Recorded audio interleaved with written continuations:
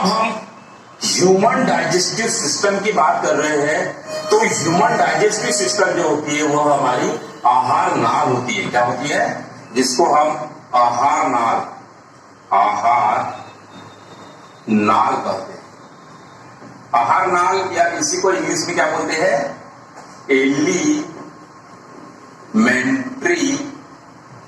Canal. अगर मैं इस केनाल की बात करूं तो इस केनाल, यह एक लंबी और एक लगातार कंटिन्यूअस एक नाल होती है। इस नाल में हमारा पूरा पाचन होता है। हमारे जो आहार, हम जो भोजन लेते हैं उसका आहार इस नाल में होता है। इसको हम आहार नाल कहते हैं। तो हमने इसकी चर्चा कर ली थी कि किस प्रकार से हमारा भोजन जो होता है वह इस प्रकार से आहार नाल से गुजरते हुए जाता है। इसकी हम स्टेप बाय स्टेप चर्चा करेंगे। तो यह हमारी जो प्रोसेस होती है यह यांत्रिक और जैव रासायनिक। जैविक का मतलब होता है, यांत्रिक का मतलब होता है मैकेनिकल, और जैव रासायनिक का मतलब होता है बायोकेमिकल। प्रक्रिया द्वारा हमारा पाचन पूर्ण होता है। यांत्रिक का मतलब क्या होता है? हम भोजन लेते हैं, हम भोजन को चबाते हैं, उसको निगलने योग्य, उसको लसलसा महीन पीसते हैं तथा उससे वह फिर क्रमांकुचन संकुचन के द्वारा यह इस ईसोफेगस से आमाशय में आता है। आमाशय से यह डियोडेनम में जाता है। डियोडेनम से ये छोटी आहार नाल से होते हुए, डियोडेनम छोटी आहार नाल का पार्ट होता है। इस तरह से यह घूमता हुआ फिर बड़ी आहार नाल में जाता है। तो इस प्रकार से जो भोजन में जो भौतिक या यांत्रिक क्रिया होती है इसको हम बोलते हैं यांत्रिक क्रिया। और जैव रासायनिक क्रिया का मतलब होता है इसमें कई सारे ऐसे एंजाइम्स होते हैं जो कि भोजन को पचाने में सहायक होते हैं। तो इस प्रक्रियाओं के द्वारा पूर्ण भोजन होता है। मतलब इसमें यांत्रिक तथा जैव रासायनिक क्रियाओं के द्वारा हमारा भोजन जो होता है वह कंप्लीट होता है। अब मैं बात कर रहा हूं कि हमारी आहार नाल में क्या क्या चीज आती है। तो आहार नाल प्रमुख दो भागों से मिलकर बनी होती है। हमारी आहार नाल को हम इस प्रकार से व्यक्त करते हैं। एक तो आहार नाल या इसी को हम एलिमेंट्री केनाल कहते हैं, और दूसरी जो चीज होती है कुछ पाचक ग्रंथियां होती है। पाचक ग्रंथियां, तो इससे मिलके हमारी आहार नाल बनी होती है। आहार नाल या इसका मनुष्य का जो पाचन तंत्र होता है यह आहार नाल तथा पाचक ग्रंथियों से मिलके बना होता है। जैसे पाचक ग्रंथियों में हमारी सेलावरी ग्लैंड्स हो गई, इसके अलावा यहाँ पे लीवर में जो उपस्थित है इसको हम गॉल ब्लैडर या पित्त की थैली बोलते हैं। इसके अलावा पेनक्रियास हो गया, कुछ इंटेस्टाइनल ग्लैंड्स भी होती है जो कि विभिन्न प्रकार के पाचक एंजाइम्स स्रावित करते हैं। हम स्टेप बाय स्टेप सारी पाचक ग्रंथियों का भी यहाँ पे अध्ययन करेंगे। तो सबसे पहले हम आहार नाल की डिस्कस कर लेते हैं कि आहार नाल कहाँ से स्टार्ट होती है, इसकी लंबाई कितनी होती है और किस भाग में क्या फंक्शन होता है या क्या वर्क होता है। हम यहाँ पे पहले आहार नाल के प्रमुख पार्ट की बात कर लेते हैं कि आहार नाल को हम कितने भागों में बांट सकते हैं। तो सबसे पहले आहार नाल का जो पहला पार्ट होता है इसको हम बोलते हैं मुख गुहा, या इसी को हमने क्या कहा, बक्कल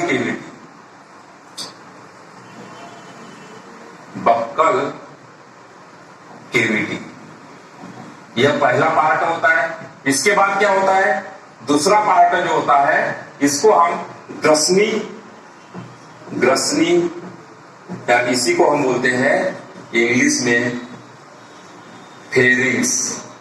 इसके बाद तीसरा पार्ट इसका होता है, इसको बोलते हैं हम ग्रास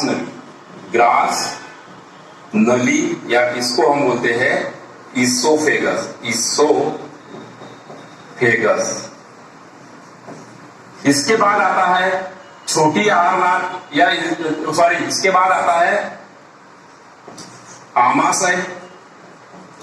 आमाशय या किसी को बोलते हैं हम स्टोमक। इसके बाद छोटी नाल स्टार्ट हो जाती है। यह पहला पार्ट जो आता है इसको बोलते हैं हम डियोडिनम। क्या बोलते हैं?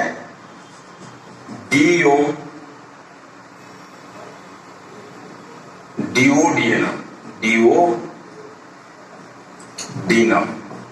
जो सी के आकार की संरचना होती है। इसके बाद जेजुनम और इलियम, या इसको हम छोटी आहार नाल बोल सकते हैं, पूर्ण रूप से किसी को न छोटी आहार नाल, छोटी आहार नाल, आहार नाल, या इसको हम बोलते हैं स्मॉल इंटेस्टाइन।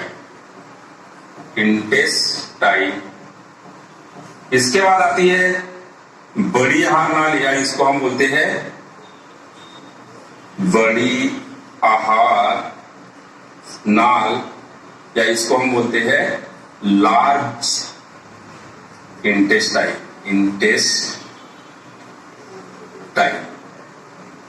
ठीक है। और फिर एनस या गुदा द्वार, या इसको बोलते हैं हम एनस। ठीक है। इस प्रकार से हमारी कंप्लीट आहार नाल को हम 7 पार्टों में यहाँ पे विभक्त कर सकते हैं। कौन सी? सबसे पहले मुखगुआ, या इसको हम बक्कल केविटी कहते हैं। दूसरी ग्रसनी, या जिसको हम फेरिक्स बोलते हैं। फिर ग्रास नली, आमाशय, छोटी आहार नाल, बड़ी आहार नाल, और उसके बाद गुदा द्वार या एनस इसको बोलते हैं। तो हमारी टोटल आहार नाल की अगर हम लेंथ की बात करें तो यह करीब करीब 8 से 10 मीटर लंबी होती है।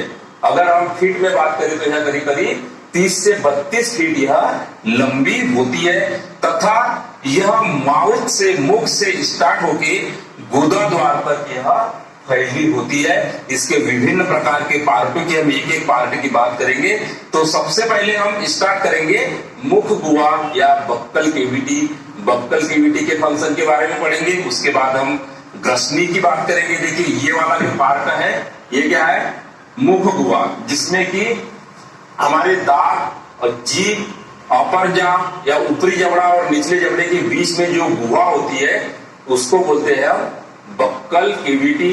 जिसमें बक्कल केविटी को बंद करने का काम हमारे जो ऊपर के लिप्स होते हैं, इस लिप्स के द्वारा हम उसको क्या करते हैं? पैक करते हैं, तथा जीभ इसमें बीच में मध्यस्थता की भूमिका निभाती है। इसके बहुत सारे रोल है, इसकी हम चर्चा आगे करेंगे।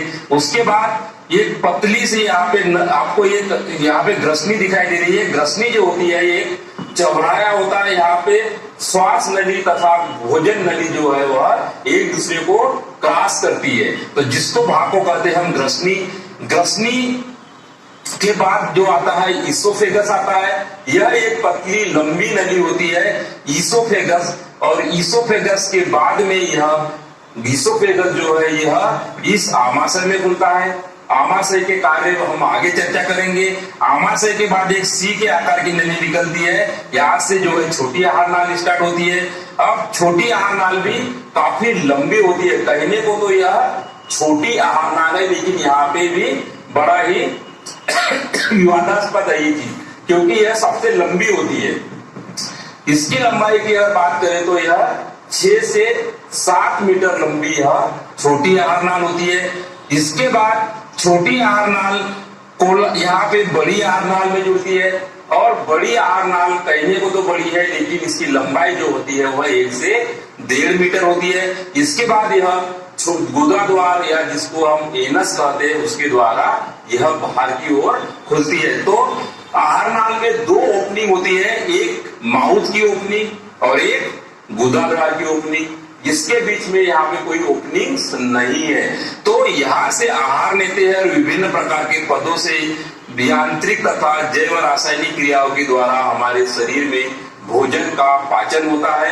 यहाँ पे भोजन के पाचन की बात हम बाद में करेंगे। सबसे पहले इनकी संरचनाओं के बारे में हम चर्चा करते हैं कि वास्तव में आहार नाल किस प्रकार से एक पेशी, पूरी आहार नाल जो होती है हमारी पेशियों से मिलकर बनी होती है, क्योंकि भोजन को आगे बढ़ाने के लिए पेशियों में संकुचन और प्रसारण की क्रिया होती है, जिसके द्वारा भोजन जो है हमारा धीरे धीरे आगे की ओर बढ़ता है। इसमें कई प्रकार के एंजाइम्स जगह जगह पर, जैसे माउथ में कुछ एंजाइम स्रावित होते हैं, उसके बाद हमारे आमाशय में कुछ एंजाइम स्रावित होते हैं, उसके बाद हमारी छोटी आहार नाल में कुछ एंजाइम स्रावित होते हैं। जैसे पाचन जो आहार नाल में शुरुआत की अगर बात करें तो कुछ पाचन हमारे बक्कल केविटी है, जिसको हम मुंह गुहा कहते हैं, से पाचन स्टार्ट हो जाता है। फिर ईसोफेगस या ग्रास नली में आता है, यहाँ पे कोई एंजाइम से स्रावित नहीं होती, इसलिए यहाँ पे कोई भी पाचन नहीं होता है। यहाँ पे सिर्फ यह क्रमांकुचन संकुचन के द्वारा यह भोजन आगे बढ़ता है। फिर आमाशय में आता है, आमाशय के बाद में आमाशय में कुछ आंशिक पाचन होता है।